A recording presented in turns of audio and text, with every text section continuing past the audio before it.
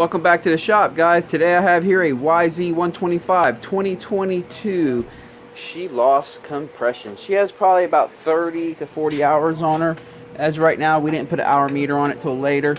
So she just lost compression out of nowhere on the track. Now the kid Braden that owns and rides this bike, I told his grandfather that we should go ahead and get a YZ piston in it. And he had it planned to do that, and it just didn't make it. He had it planned to do it in about another 2 weeks, and it just didn't make it another week. So here we are today. It has no compression. We're going to open it up and see what's going on. So first thing I got to do is get the seat and tank off it. This 22 is a new model. As you know, the rear seat comes off from back here. It's pretty weird. You got to pop this off somehow, some way. I don't want to break it. There it is. And so let me get that off, and we'll go from there. Guess the next thing, we'll be getting this pipe off.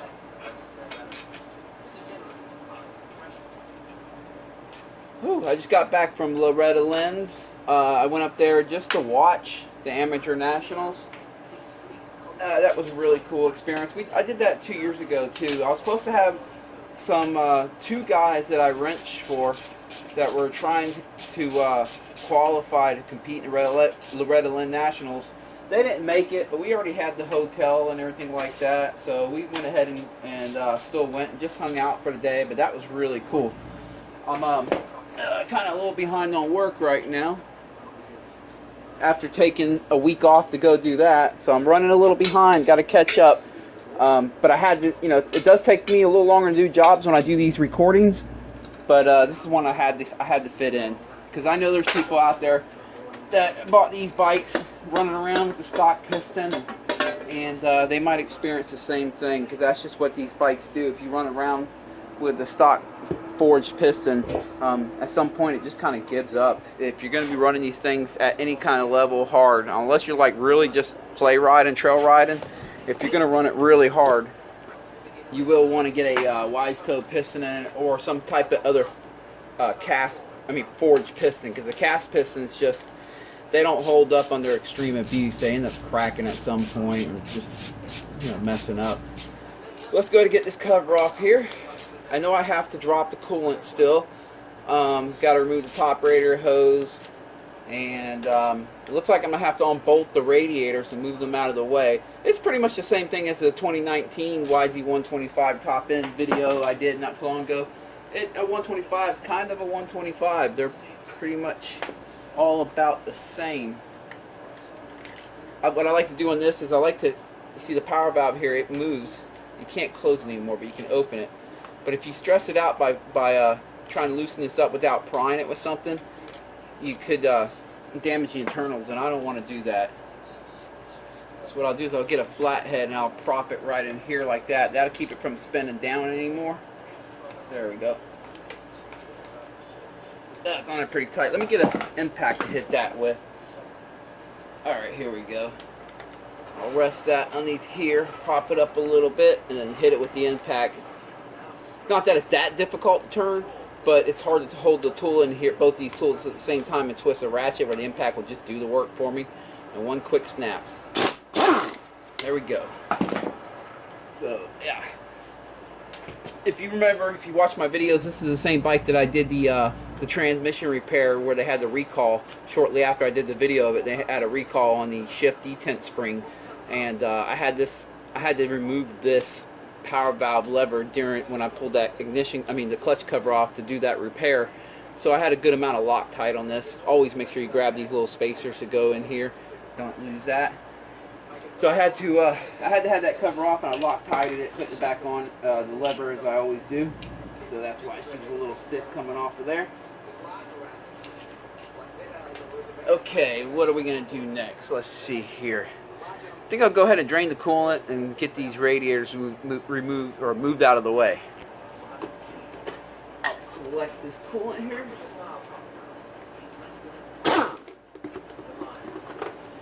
Alright, that worked out perfect. She bleeds blue, it looks like. So yeah, this is a new model bike. It's a new motor design. So there's some differences between this one and the previous, the 2005 to 2021. Like, it has a longer rod and stuff like that. if you keep track of my videos, you'll notice that I do prefer, or I seem to prefer the previous generation, the 05 to 21, as far as when they're closer to stock form. But after a lot of research, it appears that this motor is really not designed to be the performer that we would think it would be in stock form. That Yamaha actually designed this motor to really shine when you actually start to really modify it. With the longer rod, it allows you to tune it to a higher level without needing excessive octane or have to run it overly rich. And the reason being is because the way the longer rod slows down the piston up at top dead center, how fast it goes up and down up at top dead center. Yes, it speeds it up when the crank, when the rod is like, you know, the rod bearing spins and the top dead center's up here. It'll slow down the piston speed somewhere over here, but it speeds it up at top. I mean, it slows it down up at top dead center, and that, for some reason, you know, you can do your research if you're interested. It helps alleviate the need for excessive octane when you really start tuning these things for a lot of power. However, my research is kind of telling me, or should I say, the outcome of my research is that the shorter rod will perform better. It's easier to get a good broad range of power with the shorter rod from 2005 to 2021. So the outcome that I'm coming up with is the previous generation 05 to 01 or 21 is a better motor, easier motor to find power, especially a broad power, where but when you start extremely modifying it, it can suffer from needing really high octane and stuff like that to get the type of power levels you want to keep you from melting the piston and stuff like that, where this one should be able to handle that better. So that was the whole purpose of this redesign, is the outcome that I'm coming up with from Yamaha. That being said, I still have my 21 that I'm going to be building up, see what I can get out of that, and it's going to be fun. Maybe I'll get one of these in the future and see what I can do with this, but you know, the 22 and newer. But for now, I'll be full with the 21. Alright, let me go to the other side and fool with that. Okay, both the radiators have all the bolts that mount them to the frame removed, and all I do is loosen up this bottom hose right here. I'm going to leave that top hose on it, and let me get a flathead real quick. I'll leave the top hose that connects the two radiators together, because that will kind of hold the radiators up on the bike for me, because I don't really want to pull them all the way off. And that top hose is a little bit more difficult to get off anyway. There we go. But this way I can take these radiators and get that hose clamped before it falls. And all I got to do is just split them like that and rest the where the hose connects on this side on the frame and the hose on the other side on the frame there. And that keeps them out of my way, so that when it's time to lift this cylinder up, this power valve right here won't bump the radiator. So let's see, next, these things are so easy, these 125s, I gotta tell you, because they put the carburetor, it's a case reed carburetor, so you don't have to worry about taking the carburetor off the bike. That saves time. Plus the cylinder is just so small, and you don't have to take the cylinder head off either. I will remove the spark plug, because it does give me a little more room when I'm lifting the cylinder up off the piston.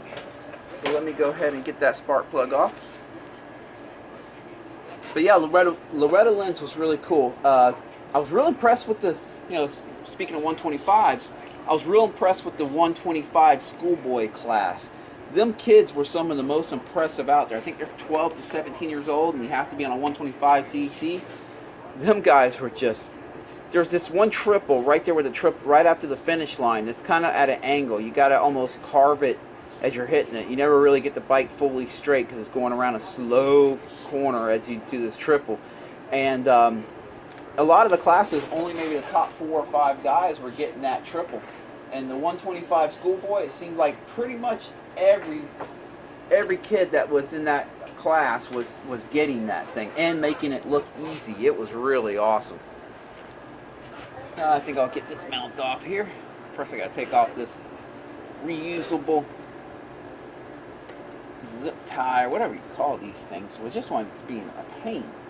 There we go. But yeah, these 125s in the schoolboy class were making that look easy. I don't know if it was because of the bike, it was lighter and easier to carve while you're hitting the triple, or if they're just better riders. But man, that was really cool to see.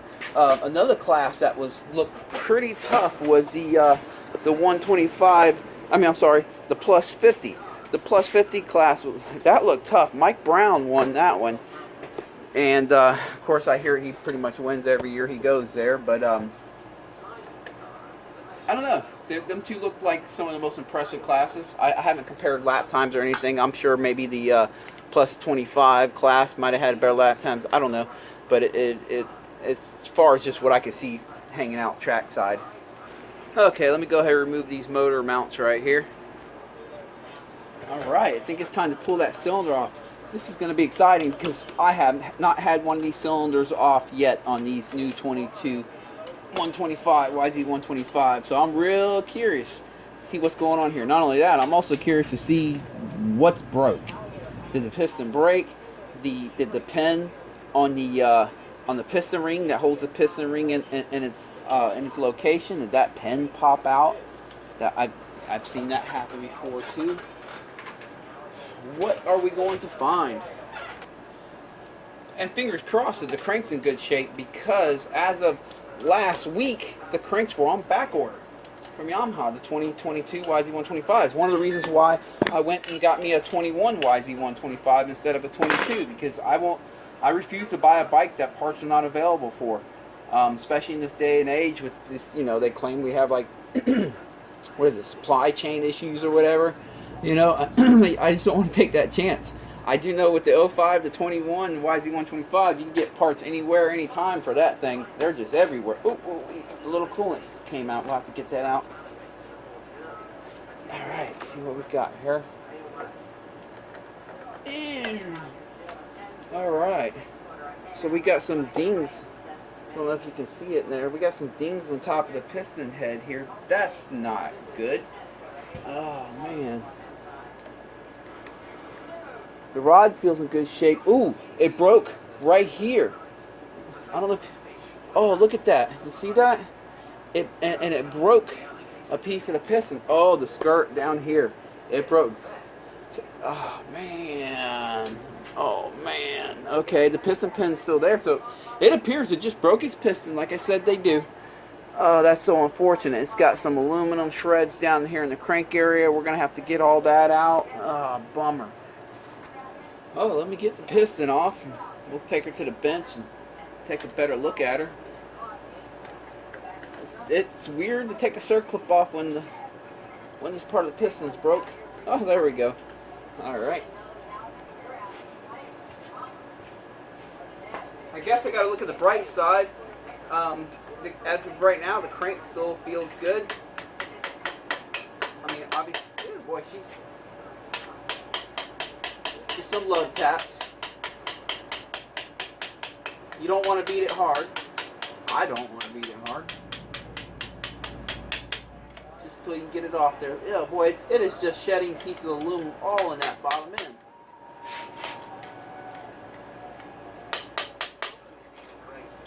There we go. Oh! Did you see that? It's actually the upper rod bearing that broke. Oh, it's dropping pieces everywhere. Gotta get them. Look at this. The upper rod bearing came apart. So that's what came first, the chicken or the egg? Did the piston break and it caused undue stress on this upper rod bearing, which broke it, or upper wrist pin bearing? Or did this break and it caused the stress on the piston? It broke the piston. I'm going to have to clean this out real good. I mean, there's two ways to do this. You can take the motor off, split the cases, and clean it out that way. Or you can just take your time. As long as nothing's lodged in, you can take your time, use a mirror and a light, and try to make sure everything's cleaned out of there. And blow it, stick a compressed air in there and blow it out real good, and look it over real good. And I'm going to choose to go that route on this bike because I think it's pretty cleaned out.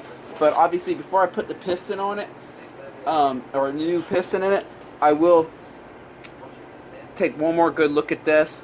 Maybe fill it up with WD-40 and blow it out, and just make sure every last little grain's out. You can fill them up with WD-40, this little area in here, or you can use even gasoline. Fill it up and either dump it out or blow it out. But you want to get any little grains of aluminum of the piston when it came apart, anything that might be down here, you want to do your best to get it out.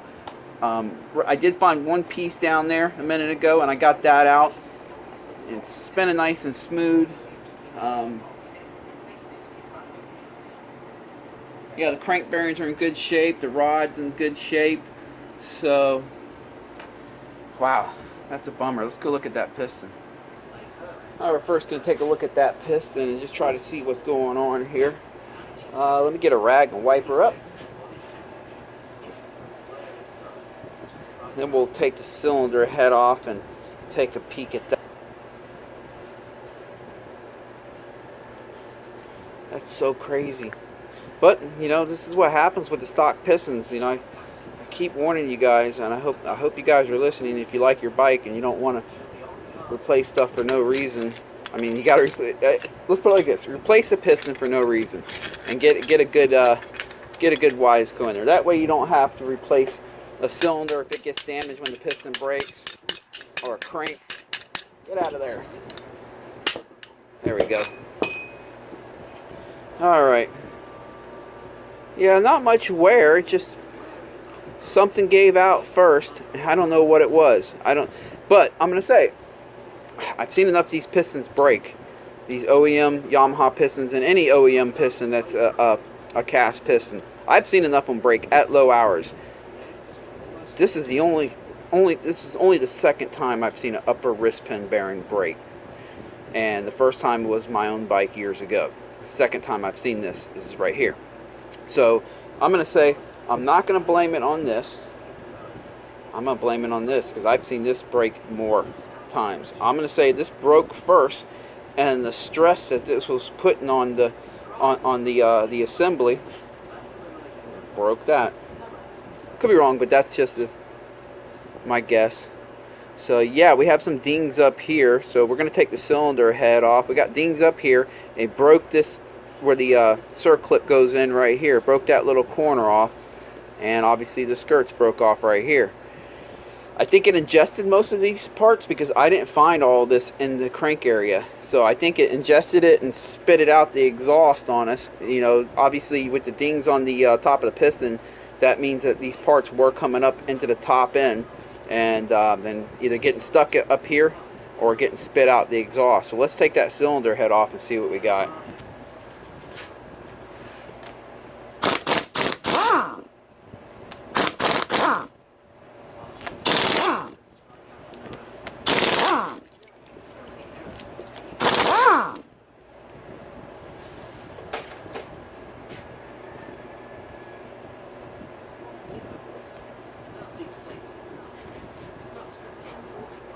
Alright, the cylinder head here. Oh wow, that little piece came off, so it might not... I'm going to suggest to him that we get a new head, even though you can reuse this with the dings in it. You really can. They're not bad at all. It can totally be reused. But I'm going to suggest new. It's up to him if he wants to do it or not, because obviously I won't be buying the parts. If it was my bike, I would get a new head.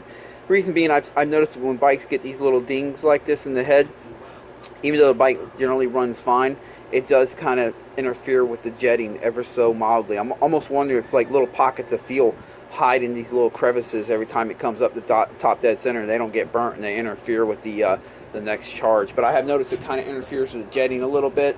I found that if the bike typically wasn't a plug fouler, and then you used the head and then you dinged up your head and you rebuilt it and reused the head, then it might end up starting to foul plugs every so often because it just seems to interfere with the jetting or whatever. So I'm going to suggest a new one, but again, it's up to him. Alright, let's inspect this cylinder and see what we got. Make sure there's no damage, because can't get a cylinder for him right now, at least as of last week. I haven't looked this week to see if things have changed. So fingers crossed that this didn't get any damage. I know it might be hard to see on the camera, but I'm looking at it right here. She looks great so far. Yeah, she looks good. I can't even see. Sometimes you'll see when it's ingesting parts like that, and these parts are coming up in here. Sometimes they get lodged right in the middle of the transfer port as the piston's coming up, and they'll ding that area, and I'm not even seeing that. So I'm gonna say he got really lucky, especially with the cylinder being on back order. I'm sorry, the crank's on back order. What I kept saying, the cylinder. Crank's on back order. I think you can get cylinders as of right now, but it doesn't look like he's gonna need one. So we're gonna be good. Okay, so I'm gonna stop right here. I know that I need to order a new piston, the cylinder base gasket, the O-rings for the head. I mean, you can reuse these usually, but I'll get some new ones just to be safe. I'm gonna ask if he wants to get a new cylinder head too, and obviously an upper wrist pin bearing. We're gonna need that. So I'm gonna go in here, order them parts, and I'm gonna clean that crank out real quick. I think I'm going to go the gasoline route, pour some gasoline in it and swish it around and dump it out and blow it out real good. But I'm going to do all that, get the parts ordered up, and as soon as the parts arrive, I will be back. Alright guys, I'm back, got the parts ordered up. We have a YZ piston for her, the wrist pin bearing, head gaskets, cylinder head gasket. I'm going to reuse the power valve cover gasket here. They're usually reusable, so I'm going to reuse that. The cylinder head, he asked that we would go and replace that. However, they're on back order. A lot of stuff on this new bike is on back order. That cylinder head is on back order, so we're going to go ahead and put it together the way it is for now, with the little dings in the cylinder head, and as soon as the new head arrives, we'll put the new one on. But at least he'll have something to ride until the new cylinder head arrives, because who knows how long that's going to take. I mean, they said it was like 3 weeks out, but you just never know. My experience with Yamaha is they usually come quicker than what they say, but some of the other brands like KTM are usually slower than what they say, so it just all depends. But yeah, let's get started putting her back together. Alright, I'm going to give this piston this cylinder one more looking over before I put it together. I know I already looked over once a week ago before I ordered the parts and just made sure that everything looked good. Let me get some glasses on so I can see. But just to be safe, I'm going to look over one more good time. Make sure everything's good. I don't want to put it together and have something go wrong.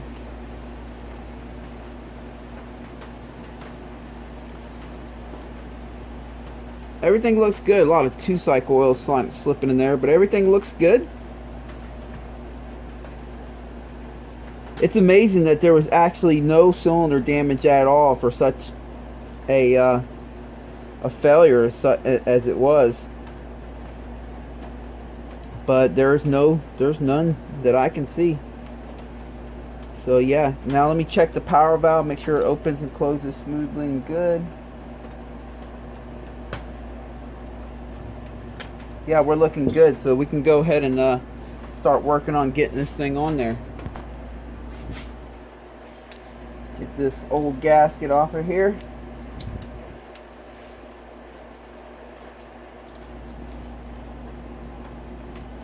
I like to use these box cutters anytime I have to remove any gasket material.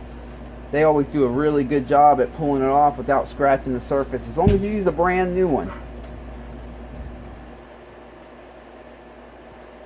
You don't want to use a used old one that's already like chucked up and stuff, because then it can put scratches. But if it's brand new, they just be careful. Don't cut yourself.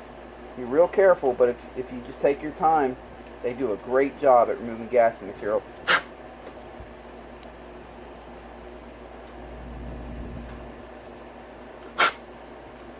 Alright, we're looking good there. Go ahead and pop out this brand new YZ piston.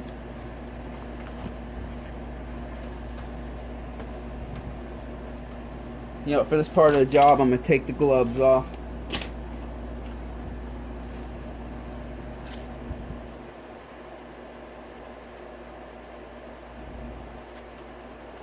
Oh, they come with the black coating for the 2022 YZ125 piston. This is not the Racer Elite. This is just a standard piston, but it now comes with the black coating. I can tell you for the 2005, the to 2021. The YZ Pro Light, the standard Pro Light piston, does not come with that coating. And that coating's pretty nice because it's a soft coating, so it can get, you know, it can peel off. But the idea is, since they don't have an A, B, C, and D cylinder, like this is a B right here. The A is the smallest and the D is the biggest, but they're so minute in difference in size. It's pretty much almost unmeasurable. But the factory uses that to make sure they get the perfect size piston for however the cylinder gets cut out to. The final product of the cylinder, they can fit the perfect size piston in it to assure that you have a quiet motor. There's minimum piston slap noise. It seems like Yamaha typically stumbles on a B. I think they shoot for a B. And if it comes out too tight, it'll be an A. If it comes out too big, it'll be a C or a D. Because most of them are Bs that I've found. But the beauty of this coating is this is one piston will fit an A, B, C, or D, and that coating will wear in to the piston bore, and that'll ensure to some degree that you're not going to have piston slap noise, or at least very minimum, the end for north on that piston ring. It's only on one side. Make sure that side goes upward. So I do like the black coating when you can get it. Sometimes without that coating, you can get a little bit of piston slap sound close to idle or just off of idle, and that can be a little annoying if you're real particular about how your bike sounds. All right, got a new bearing right here. Oops.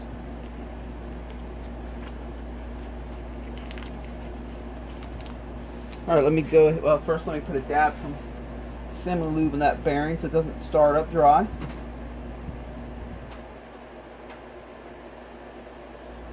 Alright, let's go put this stuff on the bike. Alright, I went ahead and put on the cylinder head that we're going to be reusing. I'm just going to go ahead and get that on the cylinder now, and we'll be reusing that head till the new one comes in. It's on back order. It just has some mild dings on it, so I mean it's going to run okay, but obviously you want a head without dings on it, but this will get us by for now. Well, it's raining in here now, so it might be hard to hear me, but what I do is I put the wrist pin in the piston for now to help me get the first surge clip in.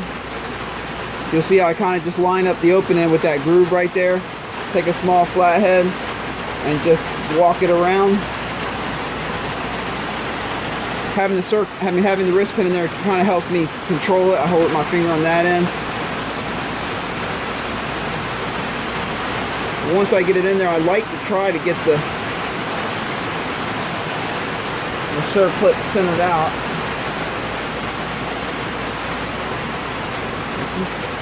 She's kind of stuck right there, so we're just going to leave her right there. Well, hold on, let me give it another shot. Oh, there we go, I got it. I just had to pause the camera there, put some glasses on, and concentrate a little bit. But I like to get the opening groove of the wrist pin in that opening right there, so that the whole wrist pin is sitting in a groove all the way around. Now, some people like to put the opening in on the bottom or the top. The theory is when the piston's going up and down real quick, it can kind of keep the wrist pin, the surge clip from flexing and coming off. But that's mainly in the old days of the YZ125, where the wrist pins were way underbuilt and they would actually pop out. But these new modern day, not wrist pins, these new modern day surge clips, they're pretty thick and robust and they don't come out. So just put the opening in right there, you'll be good. I've been doing it like that for years, no issues. Now it's time to go put her on the bike.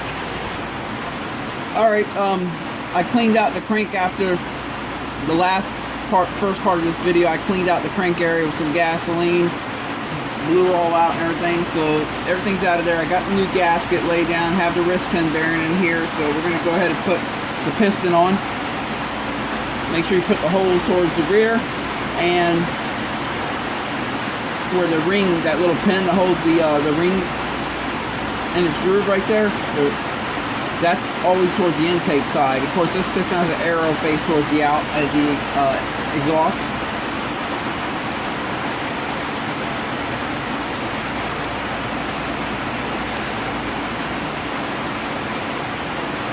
Okay, let me grab a rag. I'm gonna put a rag underneath the piston here, just so in case that the surge clip goes flying off, we don't have to worry about it going down in the crank area.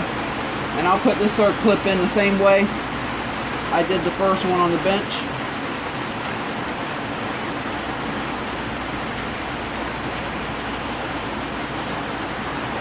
There we go. And I'll center it out same way.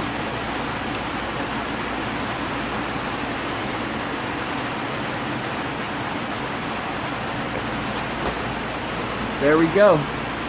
Now what I'll do is I'll look it over real good, make sure I got it in the groove all the way around, and just for safety's sake, I'll go to the other side and double check that one more time.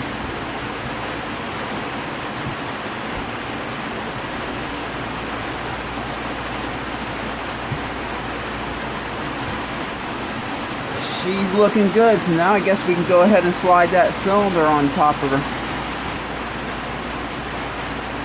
Alright, let's get the cylinder on there.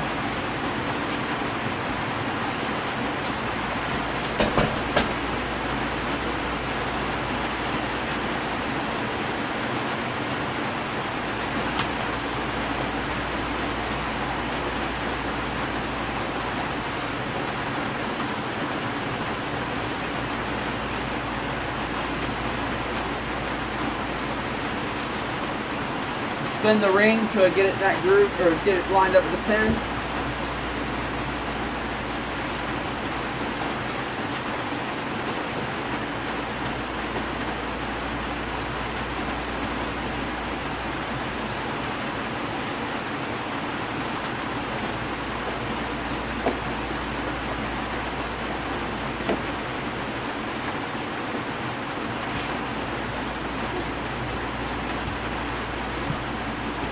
There it is. Now I'll just go ahead and take the 412mm nuts and bolt them down all around the cylinder.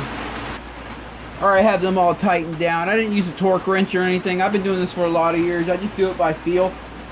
You just want to put them pretty tight. You don't want to strip them out or anything. Just use a normal wrench if you're going to do it without a torque wrench like I did here. And just put them pretty snug. You can see about right there I got it twisted a little more. And that's good enough. Alright, now we got to get this power valve and stuff back on there. Alright, can't forget this little spacer right here for the power valve. You want to kind of close the power valve all the way by spinning it counterclockwise first with your finger or a pair of pliers before you try to put this on. I like to press it on with my thumb here and lift up on this end. There we go. And a dab of Loctite, because you don't want that coming loose while you're out riding. You will know if it does come loose. The bike will run like crap. And it has happened to me before. I'm going to put this tool right here just to see how this spins up. I don't want to over rotate the power valve, so I'll put this tool here to give it something to rest against as I tighten down the 8mm. There we go. Now all I got to do is put the cover back on. Okay, got the power valve cover on. The motor mount right here that goes to the cylinder head. Put the spark plug on, the spark plug cap, and this hose right here. Now I just have to reconnect them radiators and bolt them all back down. So let me take care of that. Alright, the radiator's back on. Not a whole lot left to do. Got to get the pipe back on there. But before I forget, let me go ahead and fill her up with some coolant. The pipe is back on her. Alright, I'm going to go ahead and install the seat and the tank. Connect the fuel line. And we're going to give her a test fire. Alright, here we go. First fire. I have the gas on, the choke on. All I should have to do is just kick her a few good times.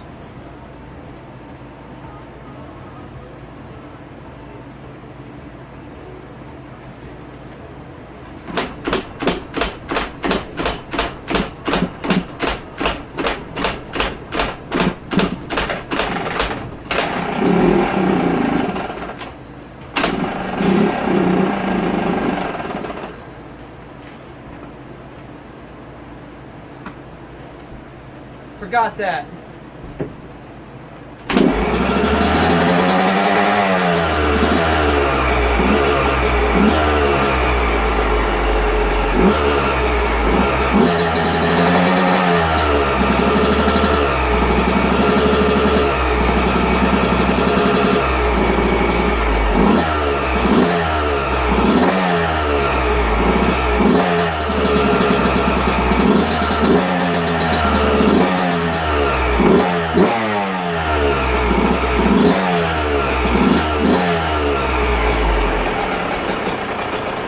Well, she's a runner. I'm going to sit here and just let her warm up a little bit before I give her a test rip, just to make sure, you know, a quick flip of the throttle to make sure it revs out completely, so I know that the power valve is functioning properly and everything. So I'm going to pause the video while I let her warm up a little bit. Alright, got her nice and warm. I'm going to start her up and give her a couple full throttle rips, just make sure that power valve is opening up good and clean her out.